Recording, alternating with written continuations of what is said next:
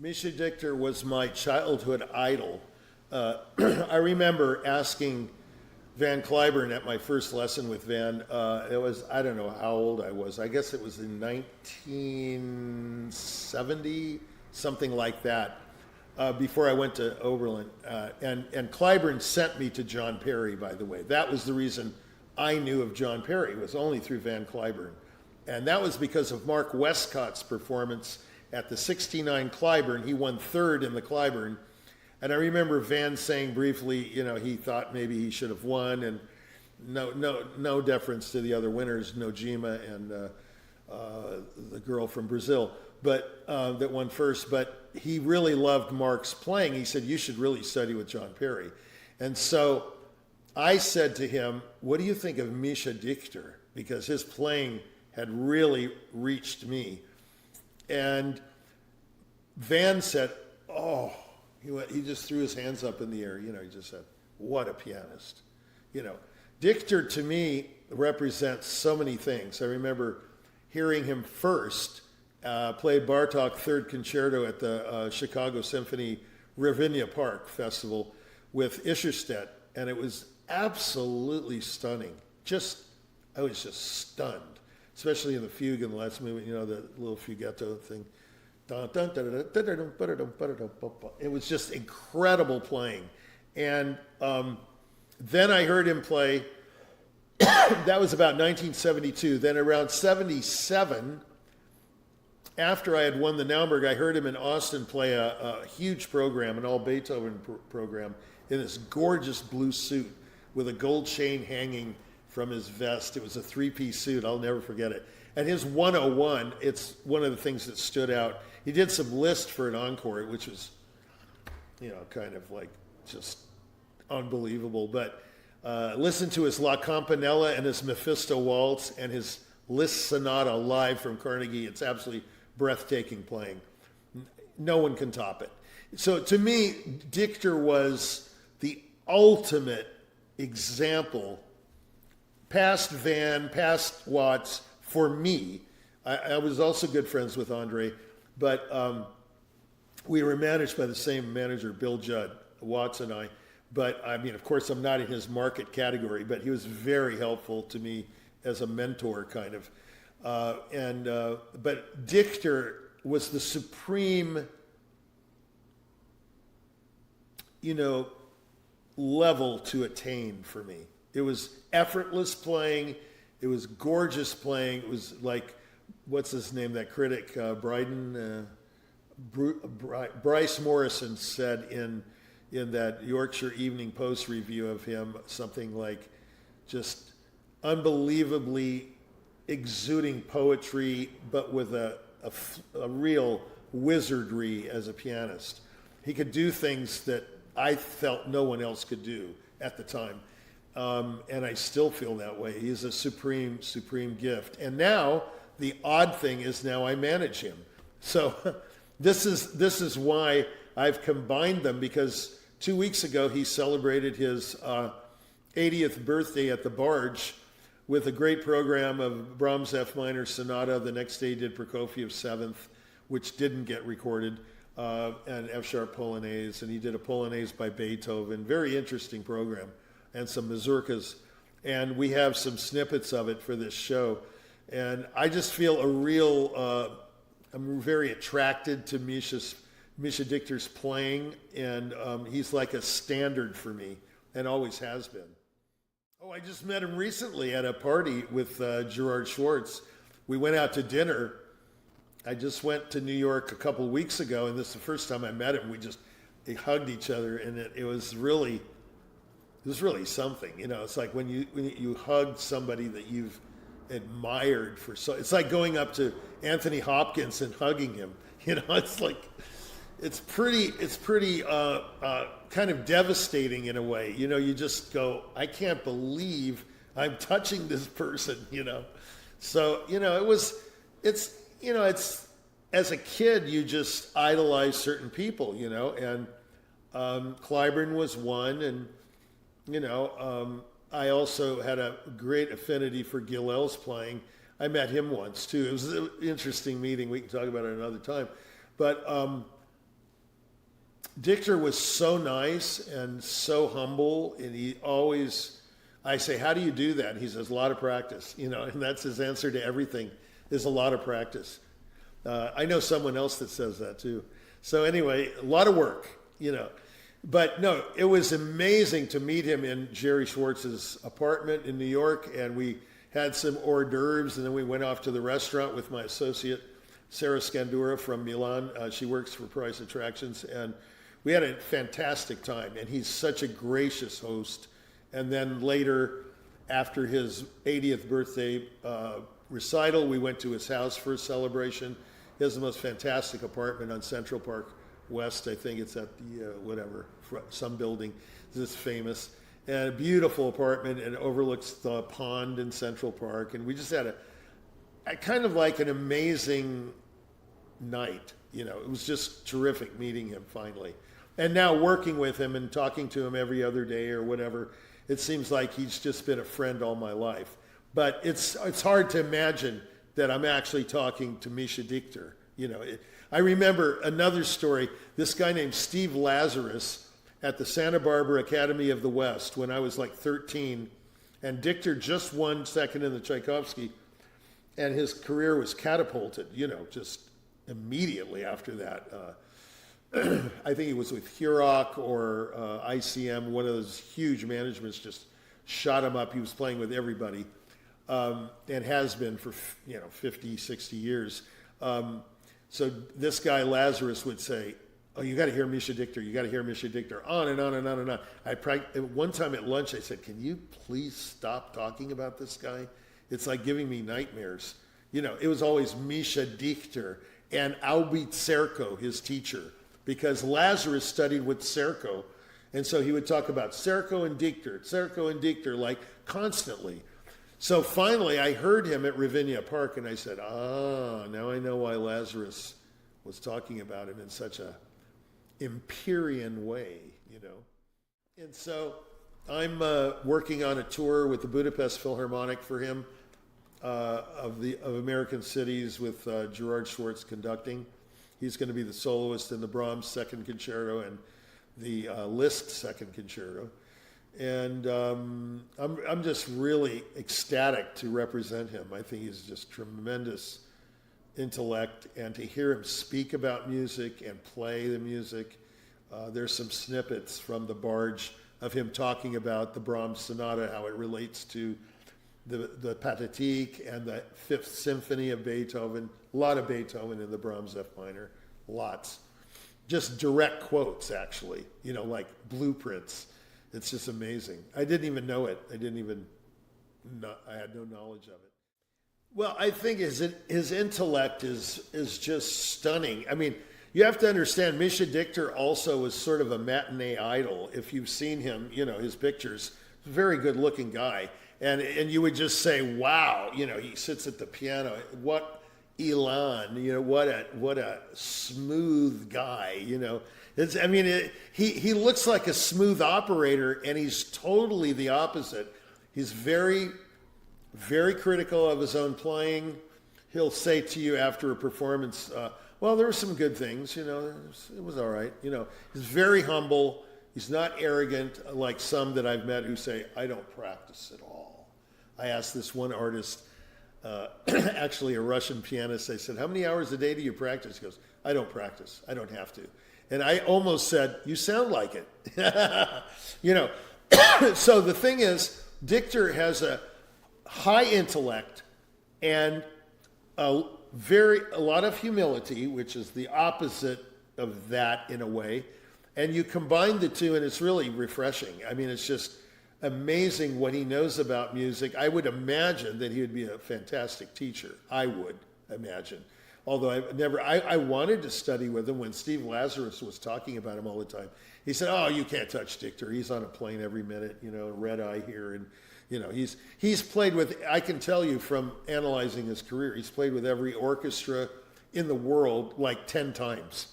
You name it, Atlanta, Concertgebouw, what's the Munich he's recorded with the ex-conductor of the New York Phil, what was his name? Masur, Previn, both Liszt concertos with Pittsburgh. I mean, he's just done everything. He's done the, Rhapsody in Blue with the Boston Pops. He's also recorded it with another European orchestra.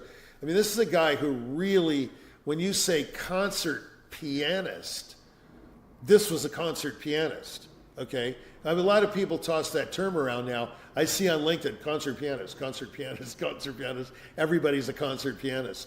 And I'm thinking, do you really know what that term means? This guy was a touring pianist. He just played everywhere and with everyone, with Haitink, with Ormandy, with, Kusevitsky, all these big guys. Not Kusevitsky, sorry, that's too old. Steinberg, Leinsdorf, these kinds of names, and others, big.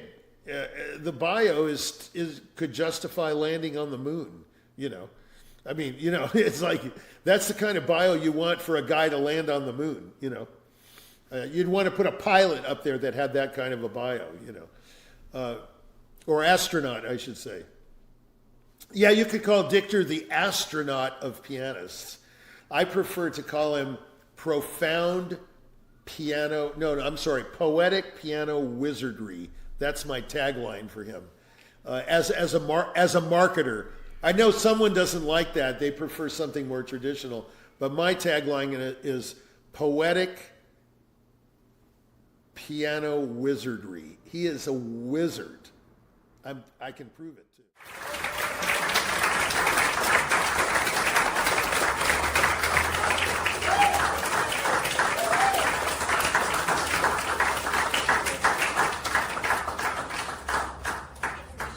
To answer the question, yes, this is actually my 80th birthday.